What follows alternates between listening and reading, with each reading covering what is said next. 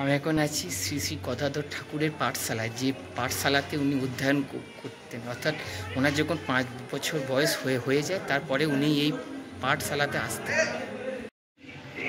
এই দুর্গা মন্দিরটি হচ্ছে লাহাবাবুদের দুর্গা মন্দির। এই দুর্গা মন্দিরে শ্রীরামকৃষ্ণ পরমহংসদেব অর্থাৎ গদাধর বা গদাই যখন ছোট ছিলেন তখন এই মায়ের মন্দিরে আসতেন, এসে উনি স্বেচ্ছায় মাকে চক্ষুদান করতেন এবং এখানে উনি পুজোও করতেন।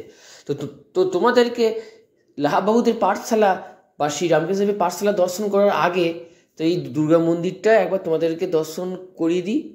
তো এইখানেই দেখতে পেলে ওপরেই লেখা ছিল যে পাঠশালাতে শ্রী রামকৃষ্ণ পরমহংসদেব আসতেন, এসে চক্ষুদান করতেন।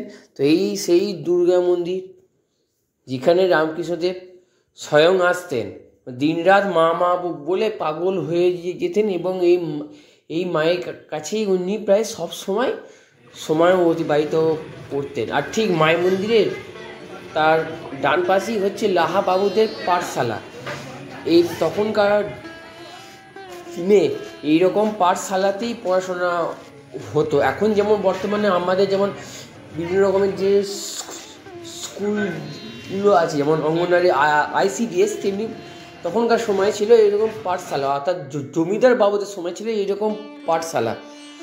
তো চলো, সামনে একটি মূর্তি দেখতে পাচ্ছি। তো এই মূর্তিটি হচ্ছে গদাধরের।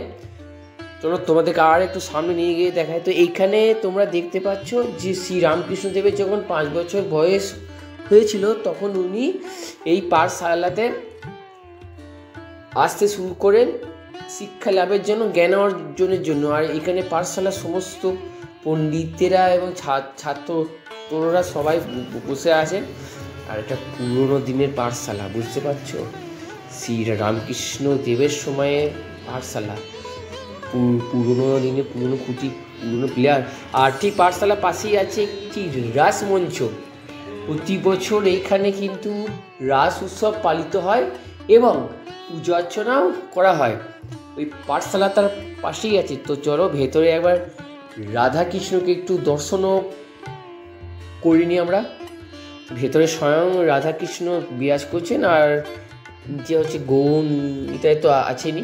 তো তোমরা দেখতে পাচ্ছ শ্রী রাধাকৃষ্ণকে। তো এই মন্দিরে অর্থাৎ এই রাস মন্দিরের পাশেই আছে একটি শিব মন্দির। তো সেই শিব মন্দিরটাও আমি তোমাদেরকে দেখাচ্ছি, তোমরা শুধু দর্শন করো। হ্যাঁ, এই হচ্ছে সেই শিব মন্দির।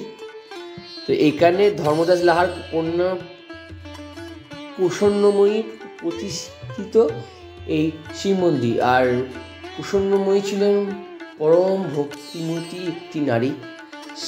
তিনি রামকৃষ্ণদেবকে গোপাল জ্ঞানে পুজো করতেন। আর সেই প্রসন্নময়ী এটি হচ্ছে শিব মন্দির। তো তোমরা স্বয়ং বাবা মহাদেবকে এবার দর্শন করে নাও। জয় ভোলে বাবা, হর হর শম্ভু। তো দেখো, রাসমঞ্চ শিব মন্দির থেকে পাঠশালাটা তোমরা পুরোটা দেখতে পাচ্ছ। অর্থাৎ এই পাঠশালাটা দুধারেই আছে, এক ধারে হচ্ছে রাসমঞ্চ, এক ধারে হচ্ছে দেবী প্রসন্নময়ী বা মাতা প্রসন্নময়ী একটি শিব মন্দির। আর এই পাঠশালাতে অনেক সুন্দর সুন্দর গদাধরের লীলা কাহিনী উপরে তুলে ধরা হয়েছে। এখানে গদাধরের জন্ম থেকে এবং সেই জন্মের সম্বন্ধে কিছু লেখা আছে বাংলাতে। তো সেই রকমভাবে গদাধরের জন্ম থেকে সমস্ত জীবন কাহিনী কিন্তু এই পাঠশালাতে ছবির আকারে এবং বাংলা লেখাতে পরপর দেওয়া আছে। তোমরা সেগুলো দেখতে পাচ্ছ। তোমরা যখনই পাঠশালাতে প্রবেশ করবে অবশ্যই এইগুলো তোমরা দেখতে পাবে। তো এখানে ছবিটা দেওয়া আছে এবং ছবিটা কি বৃত্তান্ত সেটা ওপরে বাংলা অক্ষরে দেওয়া আছে। যেমন হচ্ছে গদাধরের দ্বিতীয়বার ভাব সমাধি, মানে ভাব সমাধিতে এসে ওনার কি হয়েছিল সেই ছবিটা দেওয়া আছে। আর এখানে হচ্ছে পণ্ডিত সভায় প্রশ্ন সমাধান শ্রী গদাধরের। আর এইটা হচ্ছে গদাধরের তৃতীয়বার ভাব সমাধি, অর্থাৎ শিবভাবে ভাবিত হয়ে গিয়েছিলেন। তো এইরকমভাবে প্রত্যেকটি ছবি কিন্তু তোমরা দেখতে পাচ্ছ। আর এটি দেখতে পাচ্ছ, এটি হচ্ছে যে রানী রাসমণিকে শ্রী রামকৃষ্ণদেব একটি শাস্তি দিয়েছিলেন। কেন দিয়েছিলেন না, উনি ঈশ্বরের স্থানে এসে, ঠাকুরের স্থানে এসে উনি বিষয় আশায় চিন্তা করছিলেন। তো সেই জন্য ঠাকুর মাকে এমনি শাস্তি দিয়ে বুঝিয়েছিলেন যে ঈশ্বরের সামনে এসে কোনো বিষয় আশায় চিন্তা করতে নেই।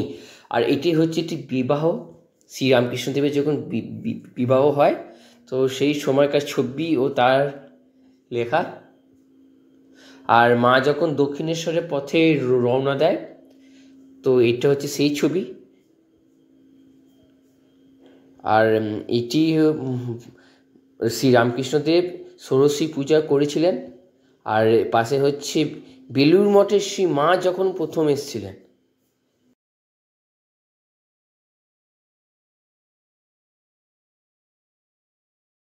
বন্ধুরা, এই ছিল ভিডিও। তোমাদের যদি ভিডিওটা ভালো লেগে থাকে অবশ্যই লাইক, কমেন্ট, শেয়ার এবং সাবস্ক্রাইব করে আমাদের পাশে থাকো।